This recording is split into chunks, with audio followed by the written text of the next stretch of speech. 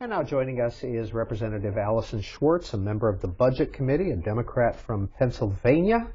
And she is also the National Chair for Recruiting Candidates for the DCCC. Let's begin with the budget, Congresswoman Schwartz. Paul Ryan has introduced his budget. When you look at it on its face, what's your immediate reaction?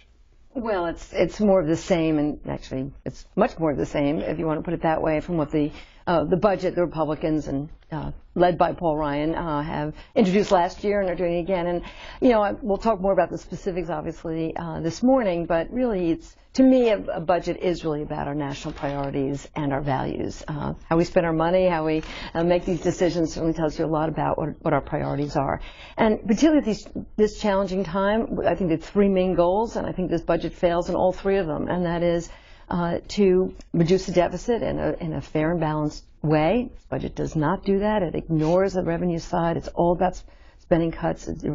We've agreed on spending cuts already, but this really takes it to a much deeper and really potentially devastating level. We also have to meet our obligations, and that includes to our seniors. And this really cuts Medicare. Not only cuts it, it actually really ends it as we know it, and we'll talk more specifically about that, I'm sure, but it's pretty devastating to our seniors and to our future seniors. And third, we have to meet we have to grow this economy, and that means, and I believe it means making investments in our futures, in education, in infrastructure, in new technologies, in growth industries, and in the beginnings of all of those. So, if it doesn't help the economy, if it doesn't grow jobs, if it doesn't meet our obligations, and it doesn't reduce the deficit in a fair way, I think it really is a failed budget, and to me it is. It starts there, and really it's controversial even on the Republican side, but for Democrats, it's really not where we would go.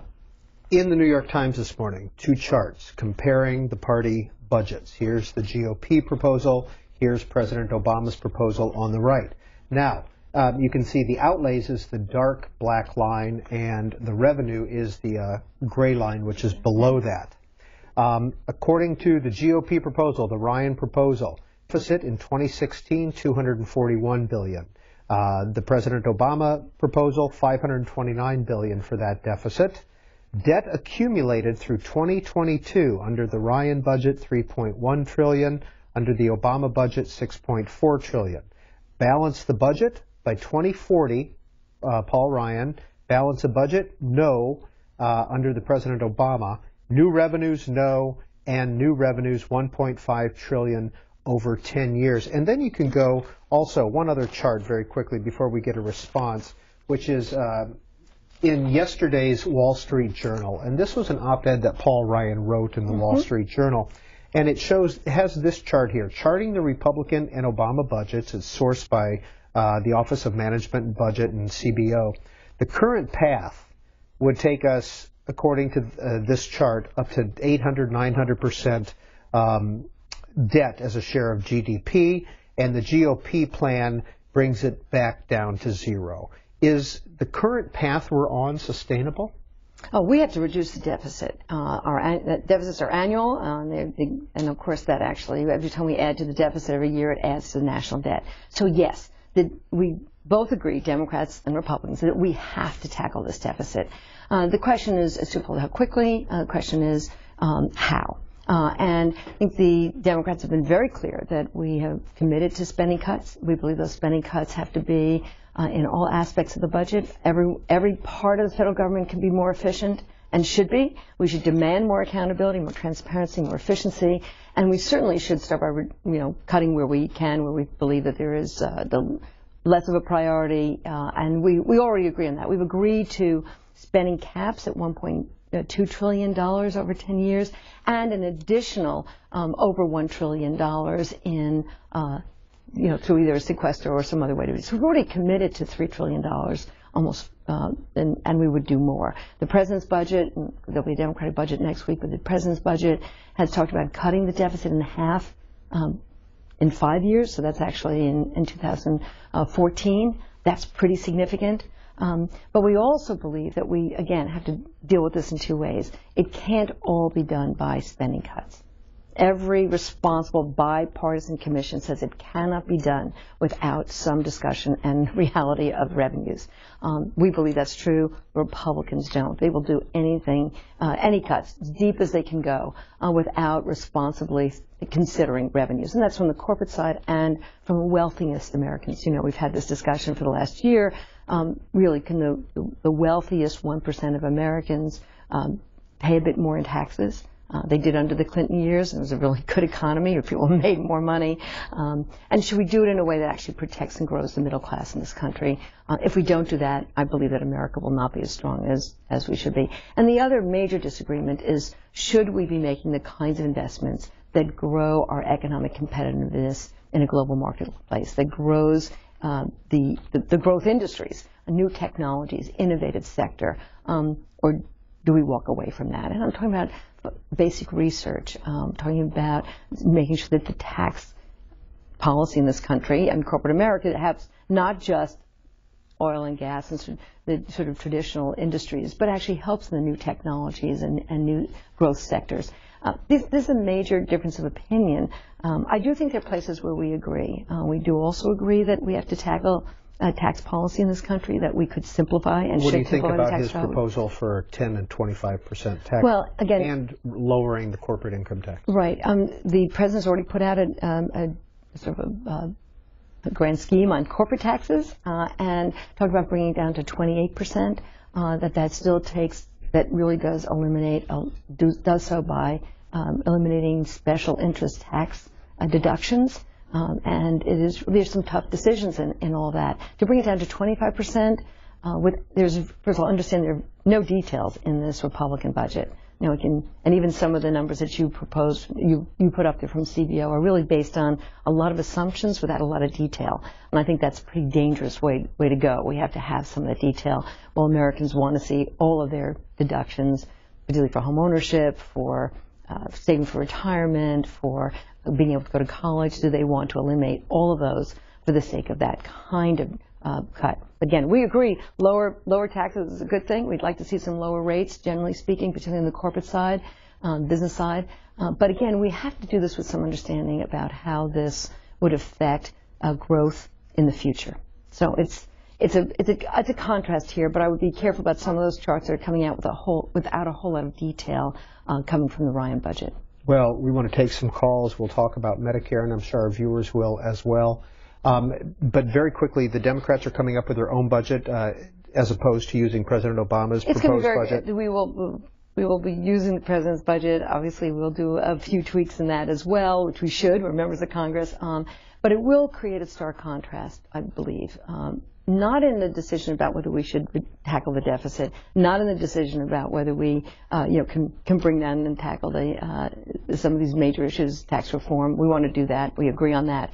But to understand that what the Republican budget does is does it all through spending cuts. It ends Medicare as we know it. It fails to make investments in growing our economy and economic competitiveness. It really attends to the wealth corporations and the wealthiest Americans, and it doesn't grow the middle class. That's a huge concern to us. First call for Congresswoman Allyson Schwartz, a Democrat of Pennsylvania, comes from Cody, Wyoming. Randy on our Republican line. Hi, Randy. Yes, good morning. I'll try to get my point across and make it brief. Thanks for being there. Representative Schwartz, consistently in the last 3 years at least, the Republican budget plans have always included Medicare reform. That's true.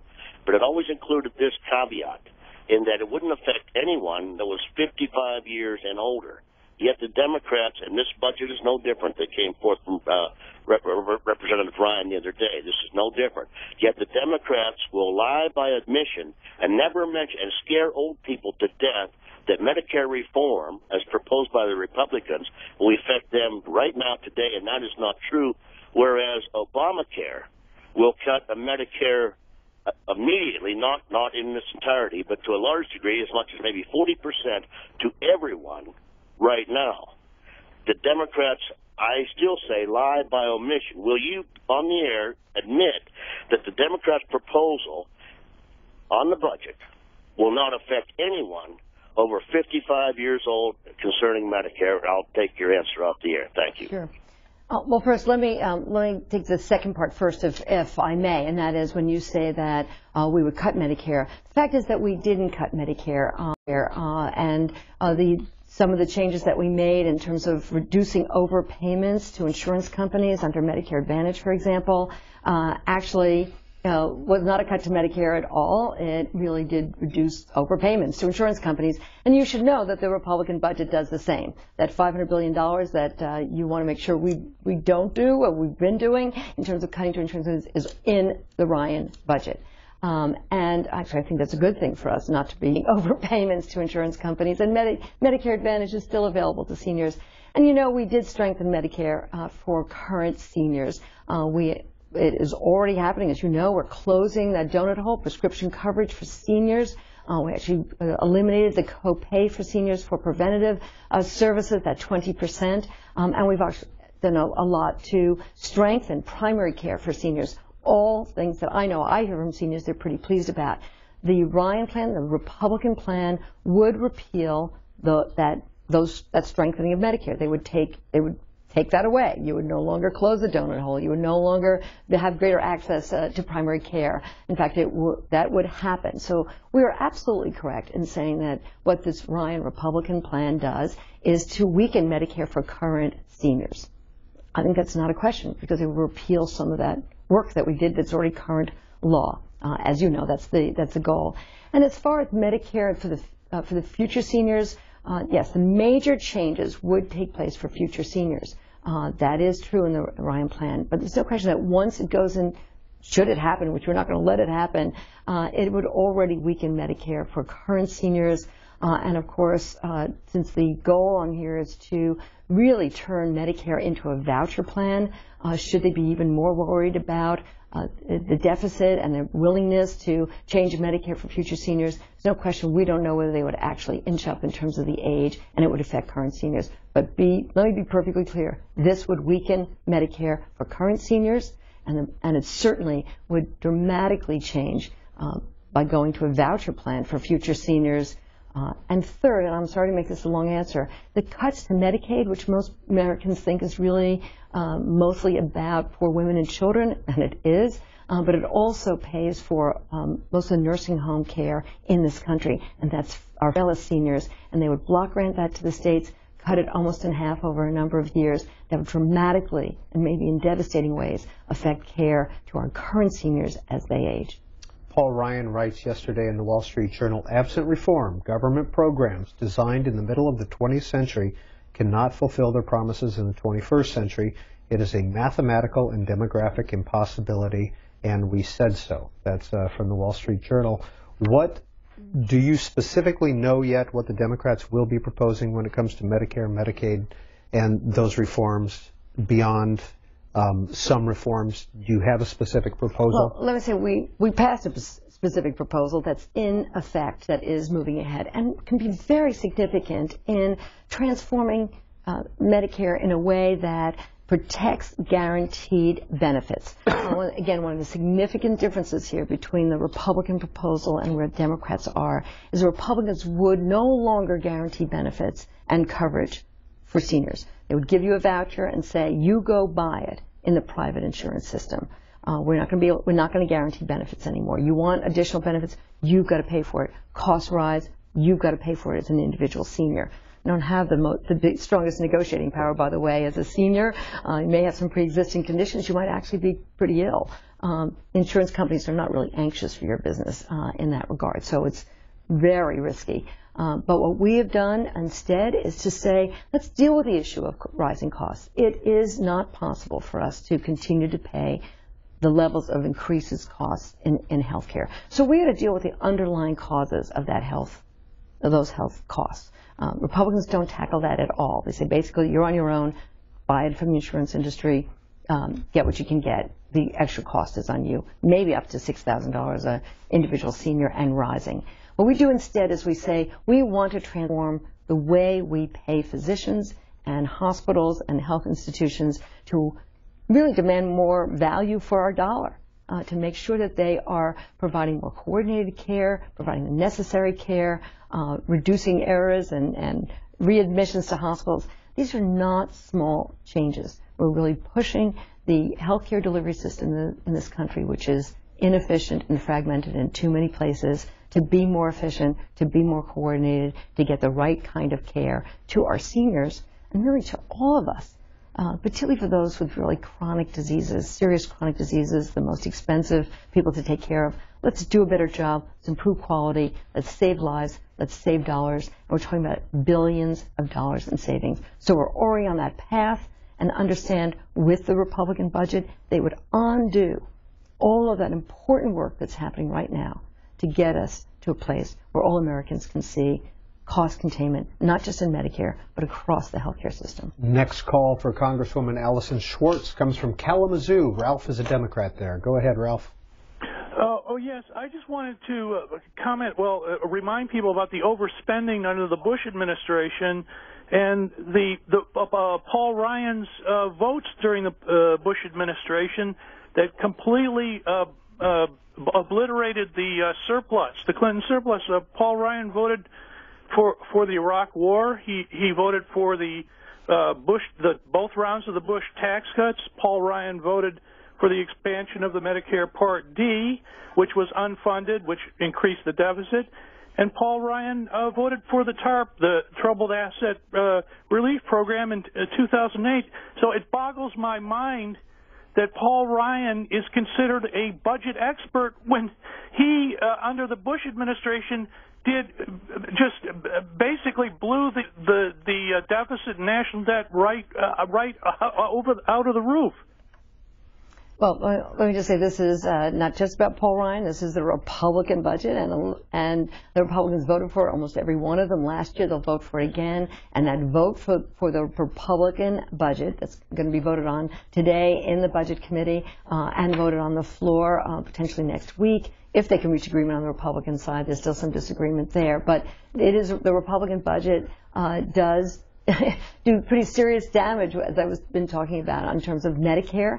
And not only Paul Ryan, but every Republican will be held to account, as we all are, for our votes. But in this case, certainly, I hope the American people understand that, again, as Democrats, we are committed to deficit reduction. We believe that should be done in a balanced way. We believe that tax reform should be done in a way that respects and strengthens the middle class, and that we have to make the kind of investments that all of us care about for ourselves and our families.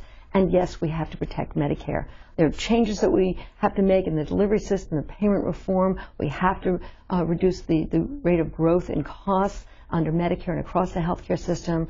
But really, we're at a very challenging time in this country. We want to grow this economy, and we are going to see a Republican budget that many of us feel is not the way to meet these challenges in America and to be the strongest economy in the world as we move forward. Steve is an independent in Lansing, Michigan. Steve, you're on the Washington Journal. Hello. Yeah, thank you.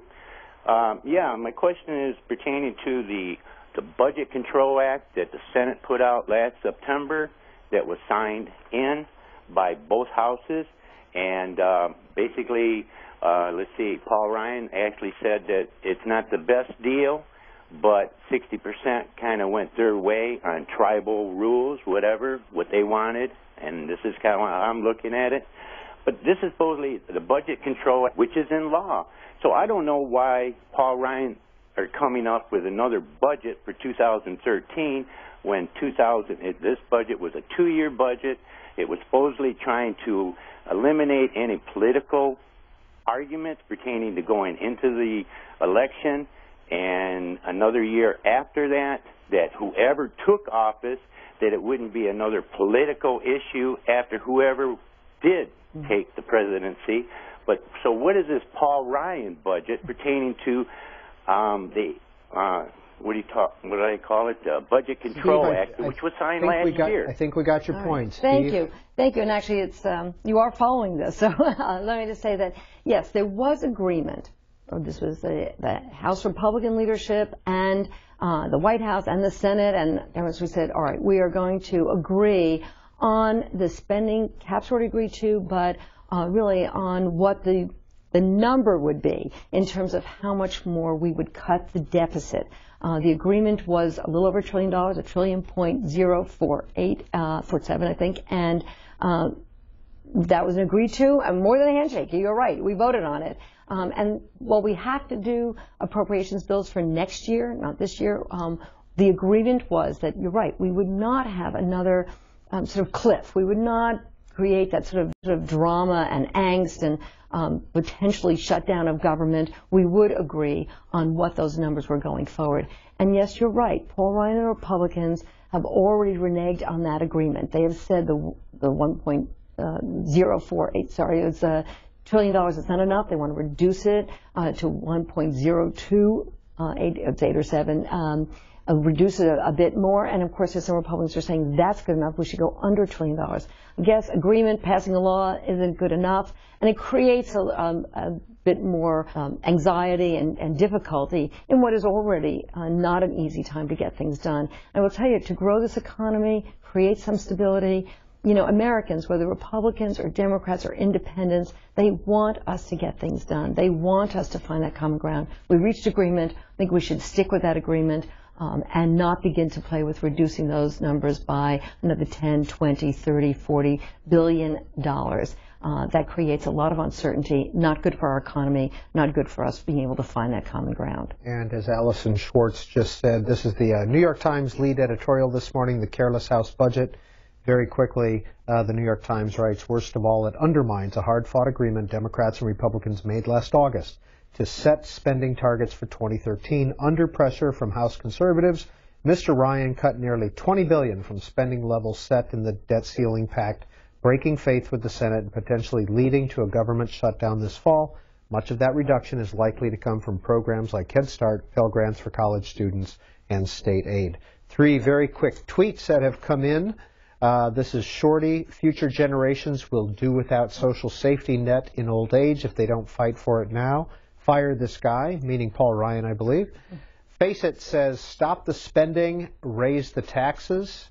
And finally, Matt Smith says, the best thing we can do for the deficit is to grow the economy.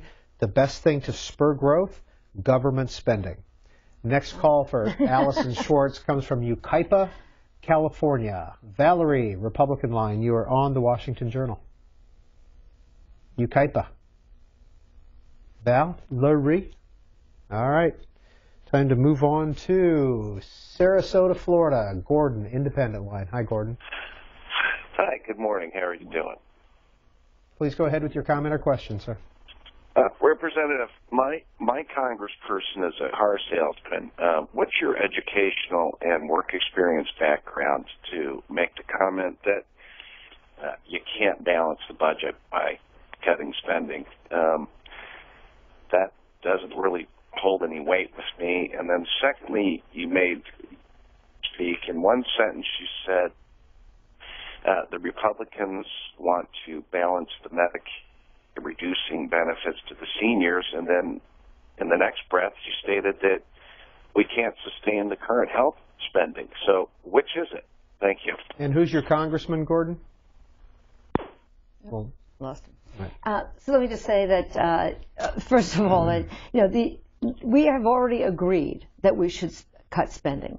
That's not the question. We've agreed. And feel strongly, I do certainly, about the need to reduce the deficit. But we have to do it in a balanced and responsible way. And the same thing about the issue of health care in this country. I believe we start with a promise to our seniors. Really, when we passed Medicare, there was a lot of controversy about it then. Certainly Republicans have been concerned about it, its whole existence. But I believe that we start with a promise of Medicare to our current seniors and to future seniors. And what that means is guaranteed benefits and beneficiaries being able to count, our seniors being able to count on Medicare. How we contain the rate in growth in costs, that's the question. So it's not at all inconsistent for me to say I want to protect Medicare and I want to be able to contain that rate of growth in costs so it is sustainable. That's very different than what we're hearing from the Republican side. The Republican side is saying the only way we can maintain Medicare, any commitment to Medicare, is to walk away from it and to say basically, you know what, priority is government's got to cut spending. It's on you as an individual senior. I don't care how sick you are, how frail you are going to have to pick up the difference in terms of rising rate of growth and costs. That's a problem to me. I think we should take that responsibility in pushing the healthcare system to really contain the rate of growth and costs and help make sure that we can sustain it. But it starts with that promise. It starts with the promise to seniors in this country. Allyson Schwartz spent about 14 years in the Pennsylvania State Senate before being elected to the Congress 4 terms ago. She has a master's from Bryn Mawr College. What's your master's in? In social work. And prior to joining politics. Elected office, yeah. Right. I worked in the healthcare sector. I started and ran a health center, so I was responsible for budgets and payrolls and figuring out how to make ends meet. And certainly in the Senate, the states are required to balance their budget. And I feel pretty strongly about the need to be fiscally responsible and to be sure that I think we should pay for what we spend in this country. Look, we've come out of a very difficult economy. I think everyone should understand that. Yes, deficits did grow under a previous president. We inherited a terrible economy. It's taking a while to grow out of that terrible recession that we were in. We want to see it grow faster. We want to be strong as an economy. We need to do that. And I would like to see us move towards a balanced budget. So it is really important to me that we continue to tackle the issue of spending and deficits. But every responsible bipartisan commission has said we can't simply do it by spending cuts. And again, we've already agreed to $3 trillion in spending cuts. The president's budget has $5 trillion in spending cuts. This is serious business. It's a lot of cuts. Some of these are painful decisions for us. I'm willing to make some of those tough choices. But it's also not fair to Americans to say taxes, particularly taxes on our wealthy Americans, asking them to pay a bit more, getting rid of tax breaks for the big oil and gas companies that are making a lot of money, are no longer necessary. Let's tackle these issues about tax deductions for special interests and reduce the corporate tax rate. That's important, but we really need to do it in a really balanced and fair way. Otherwise, what we're going to do, and what the Ryan Republican budget does, it really protects tax breaks for the wealthiest corporations and Americans on the backs of the middle class. Representative Schwartz's district includes parts of Northeast Philadelphia and Montgomery County.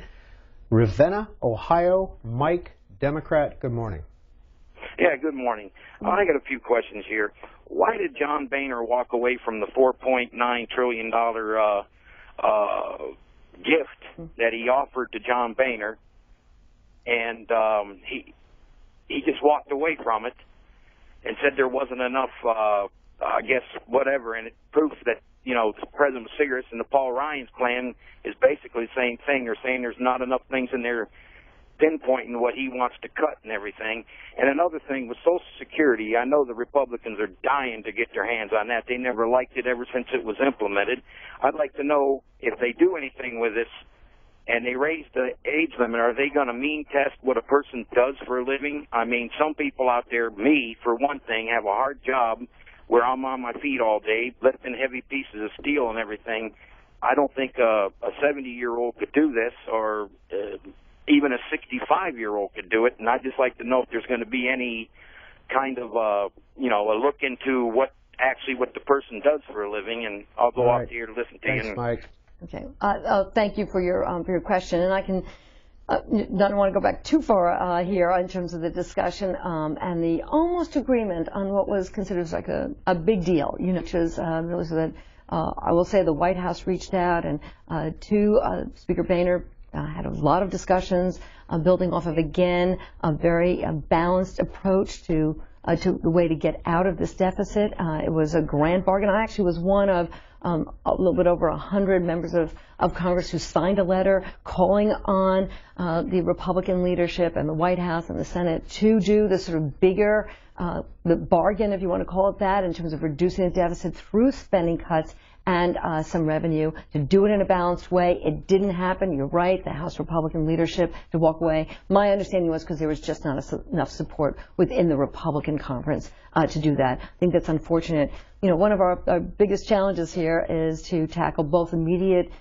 issues and, of course, long-term as well. That was an attempt to really look over the next few years to make sure we get to where we want to go in a very balanced way. That didn't happen. We're now, you're right, again seeing a budget presented by the Republicans that is pretty short-sighted and really only tackles a piece of what we have to do, which is spending cuts we've agreed to, more spending cuts, reneging on an agreement that they've made, and also taking away some of the promise of opportunity for jobs, guarantees for seniors in a way that I believe is not what Americans want us to do. We'll get to Social Security probably in the next series of discussions, not this one. But I agree with you, it has to start with an understanding of what this means to working Americans and to their retirement.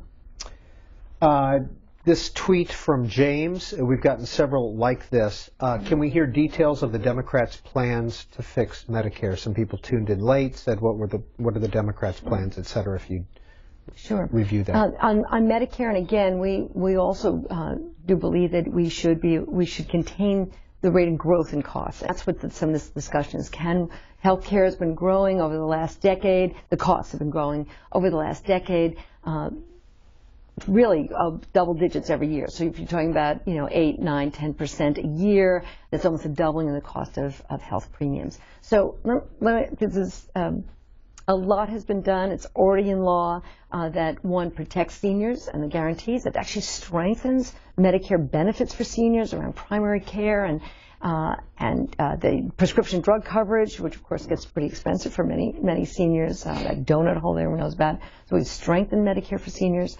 But what it also does is say we're going to reduce the costs to seniors, to the government actually, and to seniors, and in a way have an effect on all of healthcare because Medicare is a big player in this. If hospitals and doctors really reduce readmissions, reduce patient errors, if they were incentivizing physicians through different kind of payment models to not just do a good job when you walk into the office, but say what's happening in between. When you leave that hospital, do you really know what medications to take? Is somebody checking in on you? Is somebody checking your wound? If you had a chronic disease like cardiac problem or hypertension or diabetes, are you taking your medicine? Are you following recommendations? There are ways to do this. It's called patient-centered medical home. We incentivize primary care. Again, we're encouraging more coordinated care so you don't have duplication of care. Now, all of this sounds like, can that possibly save enough money? The fact is it saves billions of dollars. We believe that it can be transformative.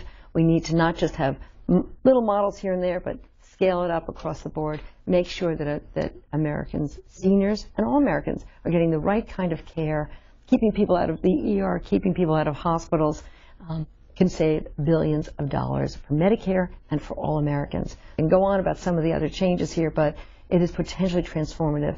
And what your viewers should understand is that we are serious about saving dollars under Medicare, containing the rate of growth in costs, so that it's more in line with GDP. But I also want to make sure that we are not disincentivizing those new technologies, the new research that has to happen. That happens through NIH, that we incentivize life sciences, saving lives. That can save money as well. So we have to be smart about the way we do this. It isn't what the Republicans are trying to do. Is instead say, what we're going to do is save money for government, shift the costs to seniors, and that's really just I think unfair to seniors and not really going to contain costs over time for all of us. And just a little bit from the Financial Times this morning, the Republican plan also seeks to make deeper cuts to civilian government agencies, such as the National Institutes of Health and the Environmental Protection Agency, than what was agreed in the deal to raise the debt ceiling last August. But Mr. Ryan does try to protect the Pentagon from the automatic cuts due in January, instructing 6 House committees to come up with alternative savings. That's in the Financial Times this morning. And that's true. What you just said, what you just read is true. We have about 7-8 minutes left with our guest, Representative Allyson Schwartz in Albin in Enoree, South Carolina. On our Republican line, you're on the air. Yes, sir. I have a few comments. Hopefully I'll get them in. I'll try. Well, I would like to first address the last Democratic caller from Ohio. Well, I believe he was talking about the debt ceiling maybe crisis whenever he's blaming John Boehner for walking out on the president. As I remember it, you can correct me, and I'm sure you'll try to, and maybe you're right. But as I remember it, they had a deal, and then the last meeting with the president, the president wanted to go for the gusto and add something. He threw a wrench in there, probably some more money, some more spending money, and that's what caused the repercussion. And they didn't want to do that anyways. That's beside the point. You know, I'm not a, but back to Paul Ryan. I'm waiting on the commercial. I hope they don't push him off the cliff this time. Well, I think you're right. The comment at the end is, instead of going backwards here, what I want to say about your comment is that, you know, it takes us being willing to work out an agreement. Look, we've gone through a very tough year where there was a willingness to shut down government. There's a willingness to take us to the point of not even paying our debts as a nation and potentially increasing our interest payments as a nation, and of course for individuals as well. And even at the very end of the year, the inability to really reach agreement on how we would extend the payroll tax cuts for 160 million Americans almost created a crisis as well. I was on the conference committee that did work out a bipartisan agreement on extending that payroll tax cut and actually protecting Medicare and ensuring that we would continue to help the long-term unemployed. Look, one of the things that Americans are asking us to do is to find common ground and move forward, to not say it's our way or the highway. And we've been seeing that far too much, I would say, on the Republican side. I'm sure they might say it otherwise. But we've seen, I think, from the president in particular, but certainly from Democrats, we do have a difference of opinion about how we fix the deficit, how we get to balance, how we invest for the future, how we protect our seniors. That's a conversation we have to have, but it's then our responsibility to find a way forward to keep our government operating, to grow this economy. But there's a real difference of opinion about how we do this. We believe we're taking a much fairer, balanced approach. And Alvin referenced a political campaign commercial that was on the air in 2010. This is Paul Ryan writing, Alvin in South Carolina. We assumed there would be some who would distort for political gain our efforts to preserve programs like Medicare. Having been featured in an attack ad literally throwing an elderly woman off a cliff, I can confirm that those assumptions were on the mark. Irish Girl tweets into you, Congresswoman, CBS confirms the national debt increased more during Obama's 3 years than Bush's 8 years. Any comment? Well, let me just say the Bush policies, of just lower taxes for the very wealthy, fewer investments, in our growth areas, took us to a point where the economy was really in a challenged situation. I'm being diplomatic here. I mean, the recession affected almost everyone we know across this country, and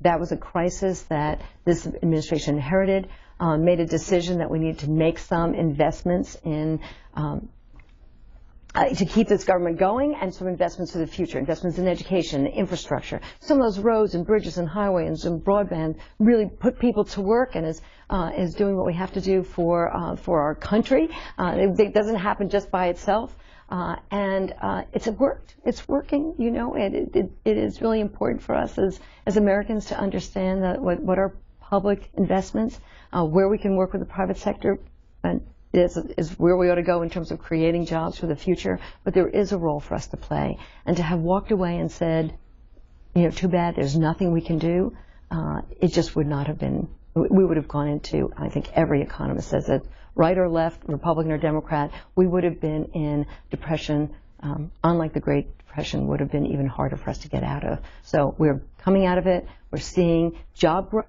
for the first time. These last 2 years, we've seen 24 months of consecutive job growth. This is important. We want to continue that. We don't want to go back to the failed policies of the Bush administration where simply cutting taxes for the wealthiest Americans or corporations is going to trickle down to the rest of us.